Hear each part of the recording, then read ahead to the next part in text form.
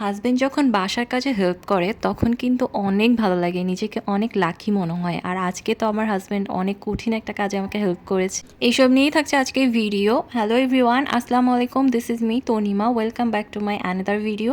আশা করি সবাই খুব ভালো আছেন, আমি আলহামদুলিল্লাহ খুব ভালো আছি। তো এখন ছিল হচ্ছে বিকেলবেলায়, আমি চলে গিয়েছিলাম ছাদে। আর ইদানিং আমার ছাদে যেতে খুবই ভালো লাগে। আর এই যে আমি অনেকগুলো ফল নিয়ে নিয়েছি, যেমন কলা, আপেল, আঙ্গুর, এইগুলো দিয়ে আজকে আমি কাস্টার্ড বানাবো। তো এই জন্য আমি 1 লিটার দুধ চুলায় জাল করে নিচ্ছিলাম। আর এইটা আসলে বেশি জাল দিতে হবে না, জাস্ট একটা বলক আসা পর্যন্ত ওয়েট করতে হবে। আর এখানে আমি কাস্টার্ড পাউডার 2 টেবিল চামচ, একটা ডিম আর হাফ কাপের মতো দুধ হচ্ছে মিক্স করে নিয়েছিলাম। আর আজকে কিন্তু আমি কাস্টার্ডে কন্ডেন্স মিল্ক ইউজ করব। তো আমার দুধটা উতলে উঠেছে। এখন হচ্ছে এইটাকে আমি চুলায় কিছুক্ষণ রেখেছিলাম 2-1 মিনিটের মতো। তারপরে হচ্ছে আমি কন্ডেন্স মিল্কটা মিশিয়ে দিয়েছিলাম। আর কন্ডেন্স মিল্কে যেহেতু চিনি থাকে, তো আমি বেশি চিনি অ্যাড করব না, অল্প দিয়েছিলাম। অল্প ঠিক না, মানে মোটামুটি বেশ চিনি দিয়েছিলাম।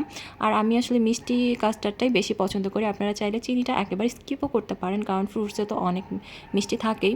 এবার আমি এই কাস্টার্ডের লিকুইডটাকে অল্প অল্প করে দুধের ভেতরে দিব, একবার সব দিব না। আর অনবরত নাড়তে থাকতে হবে, নাহলে কিন্তু দলা বেঁধে যাওয়ার সম্ভাবনা থাকে। তো অনেক ভালো করে নাড়তে থাকবেন। আর নাড়তে নাড়তে একটু পরেই দেখবেন, মানে 5-7 মিনিটের মধ্যেই এইটা অনেকটা ঘন হয়ে যাবে। আর চুলার আঁচটা বেশি হাইও করবেন না, আবার একদম লো থাকবে না, মানে মিডিয়ামে তো থাকবে। আর এই যে দেখেন, আমার হাজব্যান্ড আজকে পুরো কাজে লেগে গেছে। তো আজকে ছুটির দিন ছিল, ও ঘরেই ছিল। এর জন্য আমি ওকে বললাম, তুমি তাহলে আমাকে একটু হেল্প করো।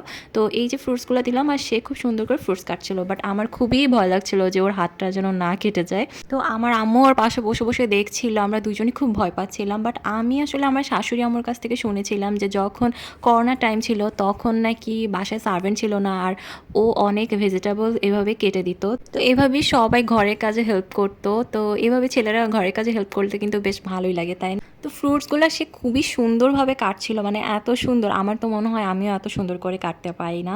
মোটামুটি সে সব ফ্রুটসই কেটে একদম রেডি করে দিয়েছিল আমাকে, মানে কাস্টার্ড বানানোর সব থেকে বেশি কষ্টের কাজটাই সে করে ফেলেছিল। তো এরপরে হচ্ছে ইফতারের টাইমে এই কাস্টার্ডটা আমরা খাবো। আর এরকম ঠান্ডা ঠান্ডা কাস্টার্ড কিন্তু ইফতারের টাইমে খেতে খুবই মজা লাগে, আর শরীরটা একদম ঠান্ডা হয়ে যায়। আর ইদানিং যেই গরম পড়েছে, তো এরকম কাস্টার্ড পেলে তো বেশ ভালো লাগে। তো দেখেন কি সুন্দর করে ফ্রুটস কেটে ফেলেছে।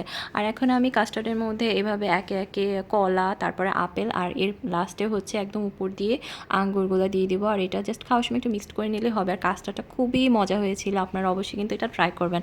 আর এই রেসিপিটা কেমন লেগেছে অবশ্যই কিন্তু কমেন্ট করে আমাকে জানাবেন। আর আমার ভিডিও ভালো লাগলে কিন্তু অবশ্যই লাইক, কমেন্ট করবেন, শেয়ার করবেন।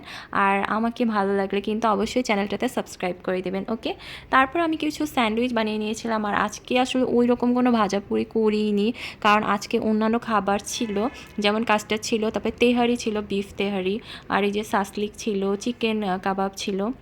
তো সব কিছু মিলিয়ে আর কোনো কিছুরই প্রয়োজন নেই। তো ইফতার ডান করে ফেললাম। এরপরে চা না হলে তো হয়ই না, তো দুধ চা বানিয়ে ফেললাম। খুব মজা করে দুধ চাটা বানালাম।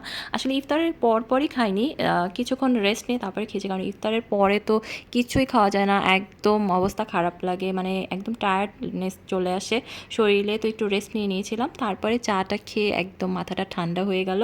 তো সবাইকে চা দিয়ে দিচ্ছিলাম। তো আজকে আমার এই ব্লগটি এই পর্যন্তই ছিল। আপনাদের যদি ভালো লেগে থাকে অবশ্যই একটি লাইক দিয়ে দিন। দেখা হবে নেক্সট ব্লগে। আল্লাহ হাফিজ।